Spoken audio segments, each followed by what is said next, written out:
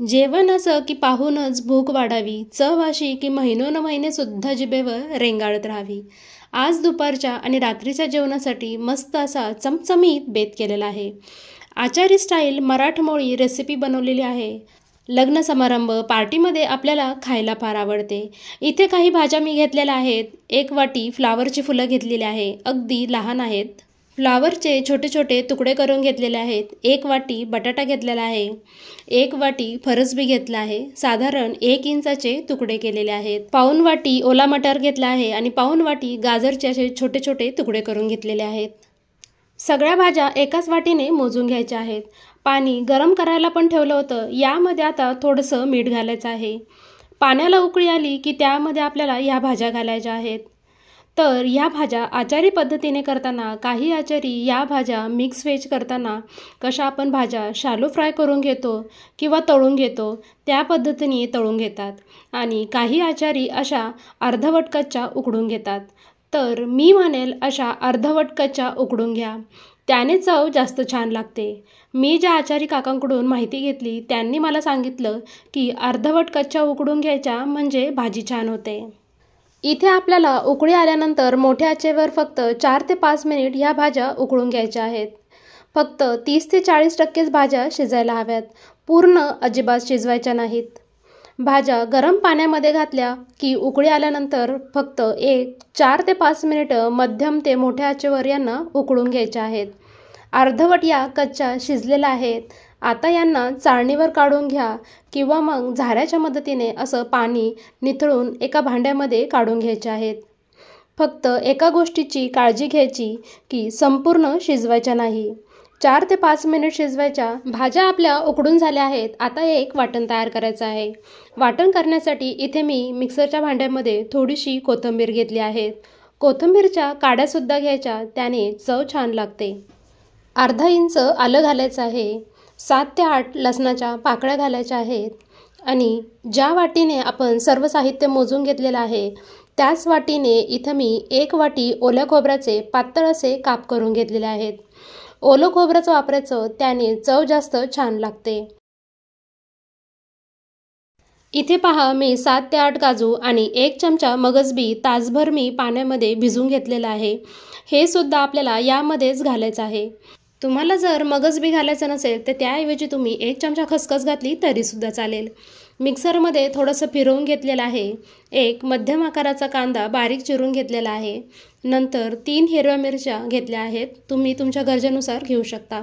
सुरुवातीला पाणी न घालता आणि नंतर गरज वाटेल तसं पाणी घालून छान असं बारीक वाटून घ्यायचं आहे. तुम्ही सर्व साहित्य एकदाच घातलं तरीसुद्धा चालेल. खूप जास्त सैल करू नका किंवा खूप जास्त जाडसरसुद्धा ठेवू नका. छान असं वाटण तयार करून घेतलेलं आहे. परफेक्ट असा रंगसुद्धा आला आहे. बारीक वाटायचं म्हणजे भाजीचं टेक्स्चर किंवा जो रस्सा आहे अगदी छान मिळून येतो. आता भाजी करण्यासाठी 4 चमचे तेल घातलं आहे. तुम्ही तुमच्या गरजेप्रमाणे कमी जास्त करू शकता. तर आज आपण व्हेज कुर्मा भाजी बनवतोय, ती थोडीशी चमचमीतच असते. तेल गरम झाल्यानंतर त्यामध्ये 1 चमचा मोहरी, 2 ते 3 तमालपत्र, 1 इंच दालचिनी, 4 लवंग, 4 काळी मिरी, 1 चमचा जिरे आणि 2 हिरवी वेलची घातलेली आहे. आता त्यानंतर लगेच यामध्ये 1 मोठ्या आकाराचा बारीक चिरलेला कांदा घालायचा आहे आणि हलका गुलाबी होईपर्यंत, लालसर होईपर्यंत परतून घ्यायचा आहे. खूप जास्त ब्राऊन करायचा नाही. 1 कांदा आपण वाटण करताना घातला होता आणि 1 कांदा आपण कढईमध्ये घातला आहे. यामुळे भाजीची चव अप्रतिम अशी लागते. इथे तुम्ही पाहू शकता कांदा लालसर झालेला आहे, छान परतला गेला आहे. खूप जास्त ब्राऊन करण्याची गरज नाही आहे. आता लगेच यामध्ये तयार करून घेतलेलं आपण ओल्या खोबऱ्याचं वाटण घालायचं आहे. वाटण संपूर्ण घालायचं आहे. वाटण करताना अति पाणीसुद्धा घालू नका, नाहीतर जास्त पाणी झाल्यास वाटण परतायला सुद्धा जास्त वेळ लागेल आणि चटचटसुद्धा तेल बाहेर उडेल. हे वाटण आपल्याला संपूर्ण कच्चापणा जाईपर्यंत, तेल सुटेपर्यंत परतून घ्यायचं आहे. वाटणातील संपूर्ण साहित्य कच्चं आहे म्हणून वाटण व्यवस्थित परतून घेणं गरजेचं आहे. लो टू मीडियम फ्लेमवर छान तेल सुटेपर्यंत वाटण परतून घ्यायचं आहे. वाटण व्यवस्थित परतलं नाही तर कच्च्या चवीमुळे भाजी चवीला चांगली लागत नाही. इथे पाहू शकतात वाटण मस्त परतलं गेलं आहे, रंगसुद्धा बदललेला आहे, कढई सोडलेली आहे आणि तेलसुद्धा सुटलेलं आहे. 5 ते 6 मिनिटे लागतात. त्यानंतर यामध्ये एक बारीक चिरलेला टमॅटो घातला आहे. टमॅटो घालून व्यवस्थित मिसळून घ्यायचा आहे. तुम्हाला टमॅटो दाताखाली यायला हवा असेल तर थोडासा जाडसुद्धा चिरू शकता. आता यामध्ये काही मसाले घालायचे आहेत. पाव टीस्पून हळद घालायची आहे. 1 टेबलस्पून लाल तिखट घालायचं आहे किंवा आवडीनुसार घातलं तरीसुद्धा चालेल. आपण हिरव्या मिरचीचा वापर केला आहे त्यामुळे त्याच अंदाजानुसार घालायचा आहे. रंग छान यावा म्हणून मी इथे काश्मीरी मिरची वापरलेली आहे. आता 1.5 टेबलस्पून आपल्याला इथे किचन किंग मसाला घालायचा आहे. किचन किंग मसाला आवर्जून घाला. किचन किंग मसाल्यामुळे व्हेज कुर्मा भाजीची चव अगदी अप्रतिम अशी लागते. यामध्ये मी धने जिरे पूडचा सुद्धा 1 चमचा घातलेला आहे, पण तो व्हिडिओ रेकॉर्ड झालेला नाही आहे. आता हे छान मिसळून घेतलं आहे पाणी न घालता. 2 ते 3 मिनिट छान परतून घेतलं. आता 2 ते 3 मिनिट परतून घेतल्यानंतर यामध्ये थोडंसं पाणी घालायचं, नाहीतर मिश्रण असं कोरडं कोरडं होऊन खाली लागू शकतं. पाणी घातल्यानंतर व्यवस्थित मिसळून घेतलेलं आहे. जर तुमच्याकडे किचन किंग मसाला नसेल तर त्याऐवजी तुम्ही 1 टीस्पून गरम मसाला घातला तरीसुद्धा चालेल. छान असं एकत्र करून घेतलेलं आहे.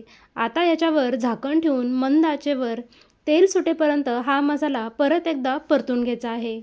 5 ते 6 मिनिट लागतील. पण मसाला आपण जितका छान परतून घेतो ना तितकीच भाजीची चव आणखी छान लागते. ही टिपसुद्धा मला आचारी काकांनी सांगितलेली आहे. आमच्या गावातले आचारी काकांच्या हातची ही भाजी चवीला अप्रतिम अशी लागते आणि त्यांच्याकडूनच संपूर्ण माहिती घेऊनच मी तुम्हाला ही रेसिपी दाखवलेली आहे. तेल व्यवस्थित सुटल्यानंतर यामध्ये वाफवून घेतलेल्या किंवा अर्धवट उकडून घेतलेल्या भाज्या घालायच्या आहेत. भाज्या घातल्यानंतर मसाल्यामध्ये व्यवस्थित एकजीव करून घ्यायचा आहे. भाज्यांचे तुकडे वगैरे होत नाहीत कारण आपण अर्धवट अशा भाज्या उकडून घेतलेल्या आहेत. मसाल्यामध्ये भाज्या छान अशा मिक्स करून घेतल्या. चवीनुसार मीठ घालायचं आहे. मीठ घालून सुद्धा एकजीव करून घ्यायचा आहे आणि पाणी न घालता 4 ते 5 मिनिट लो टू मीडियम फ्लेमवर भाज्या परतून घ्यायच्या आहेत. म्हणजे भाज्यांच्या आतपर्यंत मसाल्याचे फ्लेवर व्यवस्थित मुरले जातात. 5 मिनिट भाजी छान परतून घेते. त्यानंतर आपण यामध्ये गरम पाणी घालणार आहोत. तर भाज्या इथे मी 4 ते 5 मिनिट छान परतून घेतल्या आहेत. घरभर सुगंध पसरलेला आहे. आता यामध्ये भाजी शिजेल आणि लफतफीत रस्सा राहील इतकं गरम पाणी घालायचं आहे. गरमच पाणी घाला, गार पाणी घालू नका. गार पाणी घातल्याने भाजीची कुकिंग प्रोसेस डिस्टर्ब होते आणि भाजीची चवसुद्धा बिघडते. साधारण इथे मी 1.5 ते पावणे 2 ग्लास गरम पाणी घातलेलं आहे. व्यवस्थित मिक्स करून घ्यायचं आहे. अजून भाजी 60 ते 70% शिजायची बाकी आहे आणि पुरीसोबत किंवा भातासोबत खाता येईल या अंदाजानुसारच इथे मी पाणी घातलेलं आहे. तुम्ही तुमच्या अंदाजानुसार पाणी घालू शकता. छान असं एकजीव करून घ्यायचं आहे. भाजी उकळी आल्यानंतर त्यामध्ये कोथिंबीर घातली आहे. आता यावर झाकण ठेवून अर्धवट झाकण ठेवायचं आहे. मंद आचेवरती 10 ते 15 मिनटं किंवा भाजी शिजेपर्यंत ही भाजी छान अशी शिजवून घ्यायची आहे. पुढे एक महत्त्वाची स्टेप करायची आहे. 10 ते 15 मिनिट भाजी छान शिजवून घेतलेली आहे. सुरेख रंग आलेला आहे. सुगंधसुद्धा अप्रतिम असा येतोय. भाजी दिसायला काय सुंदर दिसते आहे, तुम्ही पाहू शकता. या पद्धतीची आपल्याला कन्सिस्टन्सी ठेवायची आहे. गार झाल्यानंतर खोबरं असल्यामुळे अजून थोडीशी घट्ट होते, म्हणून तुमच्या अंदाजानेच ठेवा. आता आम्हाला लगेच जेवायचं आहे म्हणून ही कन्सिस्टन्सी आमच्यासाठी अगदी परफेक्ट आहे. ही भाजी 3 ते 4 जणांना व्यवस्थित पुरते. संपूर्ण भाज्या व्यवस्थित शिजलेल्या आहेत. खूप गाळसुद्धा करायचा नाही आहे. आता 1 टेबलस्पून तूप गरम करायचं आहे. त्यामध्ये 7 ते 8 काजूच्या पाकळ्या घालायच्या आहेत आणि या तळलेल्या काजू पाकळ्या आणि तुपाचा जो तडका आहे तो आपल्याला भाजीवर घालायचा आहे, ज्याने भाजीची चव अगदी छान लागते. हवं तर तुम्ही कांदा परतण्याआधी काजू तेलामध्ये परतून घेऊ शकता आणि भाजी झाल्यानंतर वरून 1 चमचा तुपाची फोडणी देऊ शकता. पण असं तुपामध्ये काजू परतून घेतले ना आणि गरम तुपाची फोडणी तडकावरून घातला ना तर भाजीची चव खूप छान लागते. एकदा नक्की करून पहा. 1 चमचा कसुरी मेथी घालायची. व्यवस्थित एकजीव करून घ्यायचं. थोडीशी बारीक चिरलेली कोथिंबीर सुद्धा घातलेली आहे. इथे मस्त आपली गरमागरम व्हेज कुर्मा भाजी तयार झालेली आहे. यासोबत ना पुऱ्या खूप छान लागतात. पुरीचं पीठ मी आधीच मळून घेतलेलं होतं.